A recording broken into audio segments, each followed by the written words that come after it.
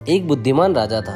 उसका काफी बड़ा साम्राज्य था। उसके राज्य में प्रजा हर तरह से खुशहाल थी। राजा को अपने उत्तराधिकारी की तलाश थी। उसके 3 बेटे थे। राजा इस पुरानी परंपरा को नहीं निभाना चाहता था कि सबसे बड़े बेटे को ही गद्दी पर बिठाया जाए। वह सबसे बुद्धिमान और काबिल बेटे को सत्ता सौंपना चाहता था। इसलिए राजा ने उत्तराधिकारी के लिए तीनों की परीक्षा लेने का फैसला किया। राजा के तीनों बेटों को अलग अलग दिशाओं में भेजा। उसने हर बेटे को सोने का एक एक सिक्का देते हुए कहा कि वह इससे ऐसी चीज खरीदे जो पुराने महल को भर दे। पहले बेटे ने सोचा कि पिता तो सठिया चुके हैं, इस थोड़े से पैसे से इस महल को किसी चीज से कैसे भरा जा सकता है। इसलिए वह एक मैखाने में गया, शराब पी और सारा पैसा खर्च डाला। राजा के दूसरे बेटे ने इससे भी आगे सोचा। वह इस नतीजे पर पहुंचा कि शहर में सबसे सस्ता तो कूड़ा कचरा ही है, इसलिए उसने महल को कचरे से भर दिया। तीसरे बेटे ने 2 दिन तक इस पर चिंतन मनन किया कि महल को सिर्फ एक सिक्के से कैसे भरा जा सकता है। वो वाकई कुछ ऐसा करना चाहता था जिससे पिता की उम्मीद पूरी होती हो। उसने मोमबत्तियां और लोबान की बत्तियां खरीदी और फिर पूरे महल को रोशनी और सुगंध से भर दिया। इस तीसरे बेटे की बुद्धिमानी से खुश होकर राजा ने उसे अपना उत्तराधिकारी बनाया। इस हिंदी कहानी से हमें यह सीख मिलती है कि बुद्धि से